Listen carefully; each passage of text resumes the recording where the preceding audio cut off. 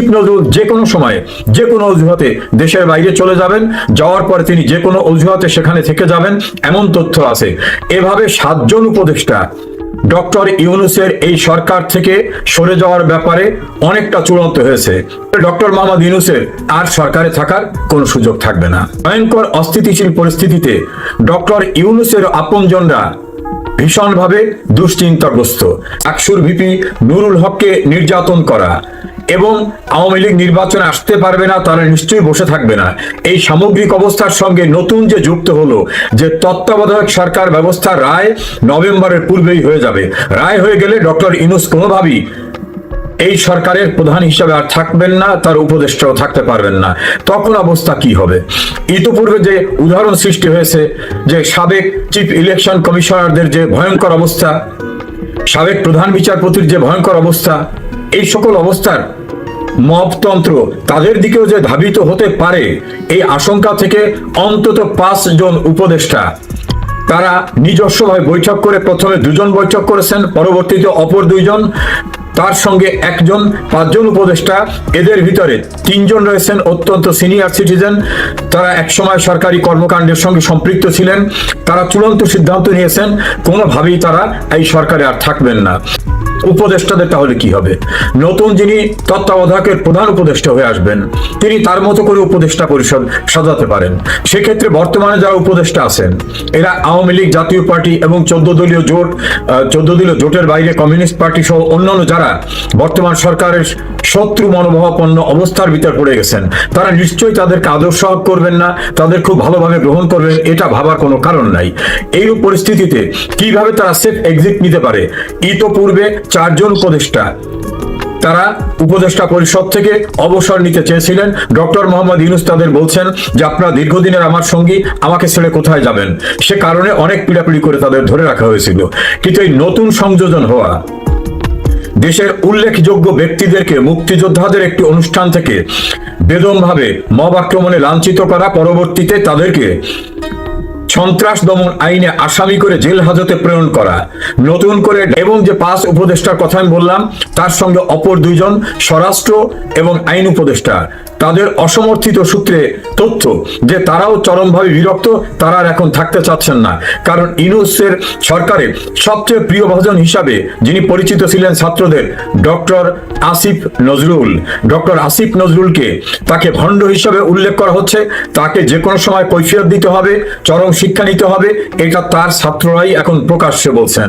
অপরদিকে যে ডিজিটাল অ্যাক্টিভিস্টরা তাকে সাপোর্ট করতেন, তারা তার সম্পর্কে বিদেশে অর্থ পাচার সহ অন্যান্য যে সকল অভিযোগ এনেছেন সেই অভিযোগের কারণে তিনিও আতঙ্কিত। এখন আর তাকে কখন হাসি খুশি দেখা যায় না, প্রেসের সামনে দেখা যায় না। এখন কথায় কথায় তিনি বিভিন্ন অনুষ্ঠানে যেতেন, অনুষ্ঠানে যাওয়া টোটাল তার বন্ধ হয়ে গেছে। অন্যদিকে সুপ্রিম কোর্টে বিচারক নিয়োগের ক্ষেত্রে বিএনপি প্রচন্ডভাবে ক্ষুব্ধ। বিএনপির গুরুত্বপূর্ণ একাধিক আইনজীবী নেতার অভিযোগ যে সম্পূর্ণরূপে জামাতপন্থী ব্যক্তিদের নিয়োগ দেওয়া হয়েছে, আমাদের নামকে অস্তা কয়েকটি লোক নেওয়া হয়েছে। আবার জামাত ইসলাম মনে করছেন যে আসিফ নজরুল ঘাতক দলার নির্মূল কমিটির সেই গণ আদালতের সঙ্গে সম্পৃক্ত ছিলেন, সে কখনোই তাদের আপনজন হতে পারেন না। সবকিছু মিলে আসিফ নজরুল এখন উভয় সংকট না, চতুর্মুখী সংকটের ভিতরে পড়েছেন। এইরূপ পরিস্থিতিতে একজন উপদেষ্টার আত্মীয়রা অস্ট্রেলিয়ায় বসবাস করেন, তারা প্রচন্ডভাবে চাপ সৃষ্টি করছেন যে তারা টিকিট কেটে পাঠাবেন, যে কোনো অজুহাতে উপদেষ্টাকে চলে যেতে হবে সেখানে। আমেরিকায় থাকা 2 জন উপদেষ্টার পরিবারের অধিকাংশ সদস্য তারা এমন ভাবে চাপ সৃষ্টি করছেন যে তুমি যদি আমাদের কথা না শোনো, দেশের বাইরে চলে না আসো, কদিন পরে তুমি আর আসতে পারবা না, তোমাকে কিন্তু আমরা খারাপ পরিস্থিতি হলে দেশে যে দেখতে যাব সেটার সুযোগ পাবো না। ইংল্যান্ডের একটি দূরবর্তী শহরে থাকা অপর একজন উপদেষ্টার মেয়ে, জামাই এবং পরিবারের সদস্যরা তারা তো ভয়ঙ্কর ভাবে চাপ সৃষ্টি করছেন যে তাদের দেখার উদ্দেশ্য করে হলেও তাকে সেখানে চলে যেতে হবে। এভাবে 7 জন উপদেষ্টার এখন ইউনূসের উপদেষ্টা পরিষদ ছেড়ে চলে যাওয়া শুধু সময়ের ব্যাপার মাত্র। সেনাবাহিনী কি সিদ্ধান্ত নেবেন এই পরিস্থিতিতে সেটা নিয়েও তাদের ভিতরে উদ্বেগ উৎকণ্ঠা রয়েছে। রাষ্ট্রপতিকে বিভিন্নভাবে অনেকটা পঙ্গু করে রাখা হয়েছে, তার কার্যক্রম পরিচালনা করতে না দিয়ে তার হাত দিয়ে তার ইচ্ছার বিরুদ্ধে অনেক কিছু করানো হচ্ছে। কাজে যে কোনো সময় রাষ্ট্রপতি তার ক্ষমতা এক্সারসাইজ করে এই উপদেষ্টা পরিষদ বাতিল করে দিতে পারেন যদি রাষ্ট্রের অপর একটি গুরুত্বপূর্ণ সংস্থার তিনি সমর্থন পান। এই সামগ্রিক বিষয়গুলি একটু বর্ধিষ্ণু অভিজ্ঞ উপদেষ্টারা চমৎকারভাবে উপলব্ধি করতে পেরেছেন বলে একজন উপদেষ্টার পরিবারের গুরুত্বপূর্ণ এক সদস্য তিনি আমাকে জানিয়েছেন, এবং তিনি তথ্য দিয়েছেন যে তার পরিবারের সদস্য শুধু না, মোট 7 জন উপদেষ্টা পরিষদ ছেড়ে যাওয়া এখন সময়ের ব্যাপার মাত্র। অস্থিতিশীল পরিস্থিতির বাংলাদেশে যে কোনো সময় যে কোনো ঘটনা ঘটতে পারে। তিনি আরো উল্লেখ করেছিলেন, ইতোপূর্বে অনিল সরকার আমলে পরিস্থিতি বিপাকে কিন্তু অনেক উপদেষ্টা পরিষদ থেকে সরে গিয়েছিলেন। পরিস্থিতি এমন হয়েছিল যে প্রধান উপদেষ্টার দায়িত্ব গ্রহণ করার পরেও তৎকালীন রাষ্ট্রপতি প্রফেসর রিয়াজউদ্দিন আহমেদ সেটা ছেড়ে দিতে বাধ্য হয়েছিলেন। বাংলাদেশের পরিস্থিতি এতটাই অবনতিশীল যে ইন্টারন্যাশনাল বিভিন্ন মিডিয়া এটাকে বলছেন মবক্রেসি, নট ডেমোক্রেসি।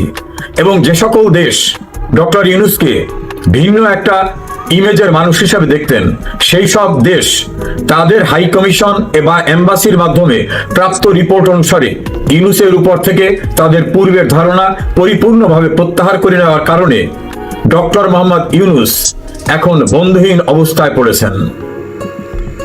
আমার ধারণা খুব শিগগিরই বাংলাদেশের রাজনীতিতে, সরকার ব্যবস্থায় আমূল একটি পরিবর্তন অনিবার্য হয়ে উঠছে। ডক্টর মোহাম্মদ ইউনূসের রাজপ্রাসাদের অন্দর মহলে অস্থির সময় যাচ্ছে। সেই সময় থেকে উত্তরণের জন্য অনেক চেষ্টা তিনি করেছেন, কোনো উত্তরণ হয়নি। তিনি সমন্বয় করতে চেয়েছিলেন বিএনপি, জামাত ইসলাম এবং তার যে কিংস পার্টি এনসিপি, এর সঙ্গে আরো ছোট ছোট যে দল আছে, মাহমুদুর রহমান মান্না, জুনায়েদ সাকি সহ অন্যান্য যে সকল দল আছে তাদের ভিতরে, সেই সমন্বয় করতে পারেননি। এখন কেউ ছুটেছে আমেরিকার দিকে, কেউ ছুটেছে চীনের দিকে, কেউ দেশের ভিতরে থেকে পাকিস্তানপন্থী চিন্তা চেতনায়, কেউ মনে করেন এই সুযোগে তারা নিশ্চিতভাবে নির্বাচিত হবে, যেহেতু ডক্টর ইউনূসের সঙ্গে লন্ডনে একটা বৈঠক হয়েছে। সবকিছু মিলে অস্থিরতা ক্রমান্বয়ে বেড়েছে। তার সঙ্গে যুক্ত হয়েছে ঢাকায় মঞ্চ 71 নামক একটি সংগঠনে ঢাকা রিপোর্টার্স ইউনিটিতে একটি প্রোগ্রাম করতে গেলে সেখানে বীর মুক্তিযোদ্ধা আব্দুল লতিফ সিদ্দিকী, ঢাকা বিশ্ববিদ্যালয়ের প্রফেসর হাফিজুর রহমান কার্জন, সাংবাদিক মঞ্জুরুল আলম পান্না, সাংবাদিক মাহবুব কামাল, ঢাকা বিশ্ববিদ্যালয়ের প্রফেসর সৈয়দ আনোয়ার হোসেন সহ অনেক গুরুত্বপূর্ণ ব্যক্তিরা সেখানে ছিলেন। স্বরাষ্ট্র উপদেষ্টা প্রচন্ডভাবে বিরক্ত। তার ভাষায়, এসব আর এখন আমার ভালো লাগছে না, আমি কেন এসবের দায়িত্ব নিতে যাব, আমার ঘাড়ে বোঝা কেন আসবে, আমি তো বিশেষভাবে কোনো লাভবান না, আমার কেন পরবর্তী যারাই দায়িত্বে আসুক না কেন অবসরে যাওয়ার পর সমস্ত চাপটা আমার উপরে আসবে। আসিফ নজরুল যে কোনো সময় যে কোনো অজুহাতে দেশের বাইরে চলে যাবেন, যাওয়ার পরে তিনি যে কোনো অজুহাতে সেখানে থেকে যাবেন, এমন তথ্য আছে। এভাবে 7 জন উপদেষ্টা ডক্টর ইউনূসের এই সরকার থেকে সরে যাওয়ার ব্যাপারে অনেকটা চূড়ান্ত হয়েছে। এই বিষয়টি সরকারের একটি গোয়েন্দা সংস্থা অতি গোপনে প্রধান উপদেষ্টাকে অবহিত করেছেন এবং শোনা যায় সেনা সদর দপ্তরেও তারা রিপোর্ট করেছেন। আমরা জানি না এই রিপোর্টের ভিতরে কি রয়েছে। এনএসআই এর তরফ থেকেও একটি রিপোর্টে নাকি এমন তথ্য পাওয়া গেছে যে অনেকে এখন সরে যেতে চান, আবার যারা তরুণ উপদেষ্টা মাহফুজ আলম, আসিফ মাহমুদ, সজীব ভুইয়া, তারা মনে করছেন এই সরকারকে আরো দীর্ঘায়িত করতে হবে, অনেকদিন ক্ষমতার আস্বাদন নিতে হবে। তারা ক্ষমতায় থাকা মানে তাদের দল যত প্রকার সুযোগ সুবিধা দরকার সেটা তারা নিতে পারবে। এই পরিস্থিতিতে নতুন করে যুক্ত হয়েছে এক পক্ষ চীনের দিকে ঝুঁকে পড়েছে, এক পক্ষ আমেরিকার দিকে ঝুঁকে পড়েছে, আর এক পক্ষ পাকিস্তানের আইএসআই এর আশ্বাসে সেদিকে ঝুড়ে পড়েছে। এইরকম পরিস্থিতিতে, ভয়ঙ্কর অস্থিতিশীল পরিস্থিতিতে ডক্টর ইউনূসের আপনজনরা ভীষণভাবে দুশ্চিন্তাগ্রস্ত। প্রথম ছিল যে মহান মুক্তিযুদ্ধে যারা ভূমিকা রেখেছে, অনেকে শহীদ হয়েছেন, অনেক পরিবার জীবন উৎসর্গ করার ঝুঁকি নিয়েছেন, কেউ পঙ্গু হয়ে গেছেন, তাদের পরিবারকে এই স্বাধীনতার উপহার হিসাবে বিশেষ একটু সুযোগ দেওয়া দরকার। দ্বিতীয় ছিল বাংলাদেশের নারী সমাজ অনেক পিছিয়ে, তাদেরকে সামনে এগিয়ে নিয়ে আসা দরকার। তৃতীয় ছিল যে আমাদের পাহাড়ি অঞ্চল সহ বিভিন্ন অনুন্নত এলাকার মানুষরা বিভিন্নভাবে পিছিয়ে ছিলেন, তাদেরকে সামনে এগিয়ে নিয়ে আসা দরকার। তারপরে ছিল যারা প্রতিবন্ধী বা অন্যান্যভাবে শারীরিকভাবে সক্ষমতায় কিছু ঘাটতি আছে, সেই মানুষগুলো সমাজের অংশ, তাদেরকে নিয়ে আসা দরকার। এই সুদূর চিন্তা থেকেই 1972 সনে কোঠা পদ্ধতির প্রবর্তন করা হয় এবং সেই পদ্ধতিটা বিভিন্ন সময় প্রয়োজনে তাগিদে বেড়েছে, কখনো কমেছে, কখনো সংখ্যা বেড়েছে, এভাবে কিন্তু এটার বিন্যাস হয়ে এসেছে। মাননীয় প্রধানমন্ত্রী শেখ হাসিনা রাষ্ট্র ক্ষমতায় আসার পরে একটা পর্যায়ে 2018 সালে একটা আন্দোলন মুখর হয়ে উঠলো যে এই কোটা পদ্ধতি বাদ দিতে হবে। উনি অনেক যৌক্তিক কথা বলার পরে অনেকে যখন এটা রাজি না, তখন কিন্তু তিনি ঠিক আছে, আমি যখন নারীকে এগিয়ে নিয়ে যেতে চাই, মুক্তিযুদ্ধের বাংলাদেশে মুক্তিযোদ্ধা পরিবারকে এগিয়ে নিয়ে যেতে চাই, পাহাড়ি অঞ্চলকে নিতে চাই, প্রতিবন্ধীদের নিতে চাই, বিভিন্ন শ্রেণী কোঠার মানুষ যারা পিছনে পড়ে আছেন, তাহলে ঠিক আছে, এটা বাদ। উনি এক্সিকিউটিভ অর্ডারে কোঠাটা বাদ দিলেন। এই ক্ষেত্রে সুলতানা, আমাদের সবাইকে জানতে হবে এটা কিন্তু সরকারের পলিসি ডিসিশন, সরকারের পলিসিটা কোন আইন না। কাজে সরকার এই পলিসি ডিসিশনে যেমন কোঠা দিয়েছিলেন তেমনি তিনি বাদ দিলেন। আপনার মনে থাকবে, আপনি সাংবাদিকতা গণমাধ্যমের সঙ্গে সম্পৃক্ত, একটি মেয়ে লাইভ করছিল ফেসবুকে, সেখানে তিনি বলছিলেন যে আমাকে আটকে রাখছে ইত্যাদি ইত্যাদি, অনেক খারাপ খারাপ কথা বলছিলেন। পরে দেখা গেল যাতে কোনো ঘটনাই ঘটেনি। এত কিছুর পরেও মাননীয় প্রধানমন্ত্রী সহনশীলতার দৃষ্টি দেখে কোটাটাকে বাতিল করে দিলেন। এরপরে কিছু মুক্তিযোদ্ধার সন্তানরা হাইকোর্টে সংবিধানের 102 অনুচ্ছেদে একটা মামলা করেন, যেটাকে আমাদের পরিভাষায় বলা হয় রিট মামলা। তা যে কোনো কেউ মামলা করতে পারেন, মামলা করতে তো আমি আপনি কেউ কাউকে নিষেধ করতে পারি না, এটা তাদের রাইট। তারা মামলা করেছেন। সেই মামলার ক্ষেত্রেও হাইকোর্টে এবং অ্যাপিলেট ডিভিশনে দুইখানেই কিন্তু সরকারের পক্ষ থেকে বলা হলো যে কোঠা আমরাই বাতিল করছি, আমরা চাই ওটা বাতিল বহাল থাকুক। এই পার্টটা এই কারণে বলা দরকার, আপনার অনেক নতুন দর্শক শ্রোতা আপনার আজকে শোতে অংশগ্রহণ করতে পারে, অনেকে হয়তো এই বিষয়টা সম্পর্কে জানেন না, এই জন্য মাঝামাঝি জায়গা থেকে শুরু করলে তাদের কাছে অস্পষ্ট থাকতে পারে। তাহলে আমার ক্লিয়ার কথাটা হলো, সরকার কোঠা বাতিলের জন্য নিজেরা যেমন সিদ্ধান্ত নিয়েছিলেন, কোর্টে গিয়ে একই কথা বলেছিলেন। আর কোর্টে যখন মামলাটা বিচারাধীন ছিল, তখন সরকারের কোনো এখতিয়ার নাই বিচারাধীন বিষয়ে কোর্টকে বলবে যে তুমি এই রায় দাও, অথবা এই রায় দিও না, অথবা তোমার ওখানে থাকা অবস্থায় আমি এই সিদ্ধান্ত দেবো, এটা বলার সুযোগ ছিল না। এই জিনিসটা পরিষ্কার করলাম। এখন বিবিসির যে রিপোর্টটা, সেই রিপোর্টটা আমার দেখার সুযোগ হয়েছে।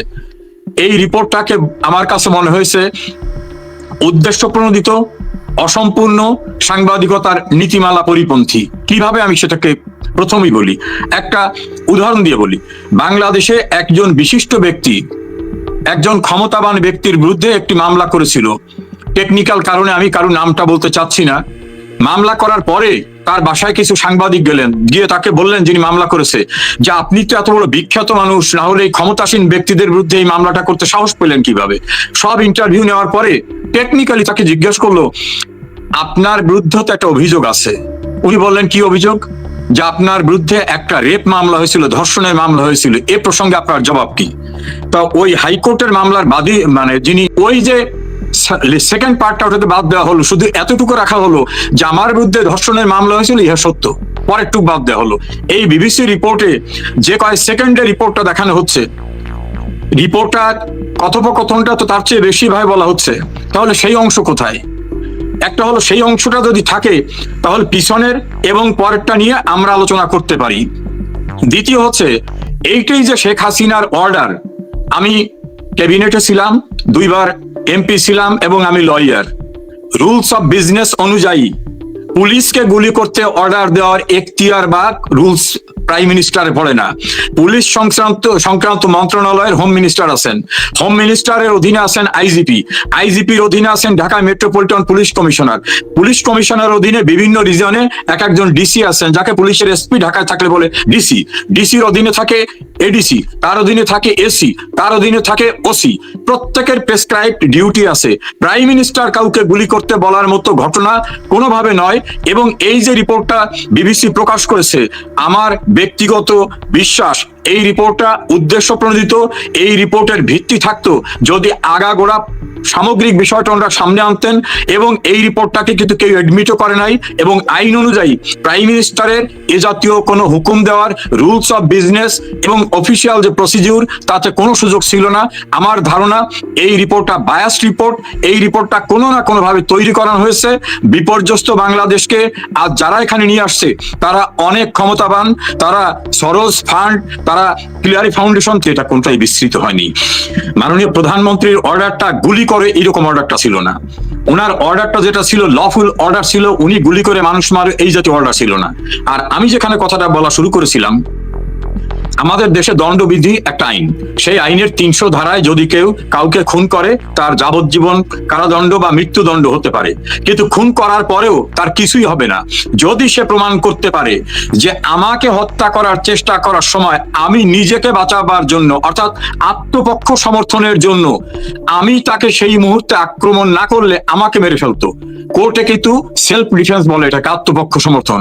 তাহলে কিন্তু তিনি কোর্টে যদি বা প্রসেসে যদি তিনি প্রমাণ করতে পারেন যে তার নিজের রক্ষার জন্য তিনি এটা না করলে তাকেই মেরে ফেলা হতো, তাহলে কিন্তু এটা অপরাধ না। 1। 2 নম্বর হচ্ছে, কনস্টিটিউশনালি রাষ্ট্রের উপর দায়িত্ব আছে মানুষের জীবন সম্পত্তির অধিকার নিশ্চিত করা, রক্ষা করা। তো জীবনের অধিকার রক্ষা তো আর রাষ্ট্র বলতে কি বোঝায়? সরকার। সরকার বলতে কি যে বুঝাবে? এইটার যে উইং আছে সেই উইংয়ে ল এনফোর্সিং এজেন্সি, সেটা র্যাব হতে পারে, পুলিশ হতে পারে, আর্মি হতে পারে, যারা ওখানে ডিপ্লয়েড থাকবে। এখন ডিপ্লয়েড পার্সনরা যদি একটা জঙ্গি টিম কোথাও আক্রমণ করছে, আমরা হোলি আর্টিজানের কথাটাই বলি, আপনি তখন দায়িত্বে ছিলেন একটা হাউসে, আমি ওই রাতে 3টা টেলিভিশনে টক শো করেছি। এই সময় কিন্তু ওই জায়গায় যারা বাইরের মানুষ ছিল তাদের রক্ষা করার জন্য, শত্রুকে নিবৃত করার জন্য যদি প্রয়োজন হয়, তাহলে সেই শত্রু যারা অন্যকে হত্যা করবে, সেই ক্ষেত্রে অন্যের জীবন রক্ষার জন্য যারা হত্যার চেষ্টা করছে ওখানে, তাদেরকে নিবৃত করার জন্য যদি মাইক অ্যানাউন্স করার পর বলা হয় তোমরা সারেন্ডার করো, যদি না করে তখন কিন্তু তাকে গুলি চালাবার এখতিয়ার দেওয়া হয়েছে। ওই যে সাংবিধানিক আইনে বললাম, মানুষের জীবন এবং সম্পত্তি রক্ষার জন্য সাংবিধানিক যে ম্যান্ডেট, সেই ম্যান্ডেটকে ইনফোর্স করার জন্য হোলি আর্টিজানের তখন হয়েছিল। এখন আমি পাশাপাশি এই সাম্প্রতিক যে ঘটনাটা নিয়ে আজকে বিবিসি রিপোর্টটা, এটাকে যদি আমি বলি, ধরেন যদি দেখা যায় পুলিশকে মেরে ফেলা হচ্ছে, যেমন বাংলাদেশের 400-র উপরে থানা আক্রমণ করে গর্ভবতী মহিলা, পুলিশ কনস্টেবল সহ সবাইকে বাইরের থেকে তালাবদ্ধ করে মেরে ফেলা হচ্ছে, তখন কিন্তু বাঁচার জন্য যদি তারা গুলি করে, সেই গুলিতে যদি আক্রমণকারীদের কেউ মারা যায়, এটা আত্মরক্ষার জন্য তার গুলি করা। যদি দেখা যায় মেট্রো রেল, পদ্মা সেতু, টেলিভিশন বা সরকারি স্থাপনা ধ্বংস করে দেওয়া হচ্ছে, তাকে নিবৃত করা যাচ্ছে না, তারা শুধু ওটাকে ধ্বংস করবে না, তারা খুন খারাপি করবে, সেই মুহূর্তে রাষ্ট্রের সম্পত্তি রক্ষার জন্য পুলিশ তো সেখানে বাঁশি বাজিয়ে ফুল নিয়ে তাদেরকে ভাইরা বিরত হন, এটা করবে না। কাজে লিগাল অ্যাসপেক্টসে আপনি যেটা বলছেন সেই জায়গায় ফিরে আসি, তাহলে ওই সিচুয়েশনে গুলি করে যারা খুনের উদ্দেশ্যে বা উন্মত্ত, তাদেরকে বিরত করার বিকল্প পথ না থাকলে এই খুন করার জন্য বা এই গুলি করে নিবৃত করার জন্য যদি কোনো ঘটনা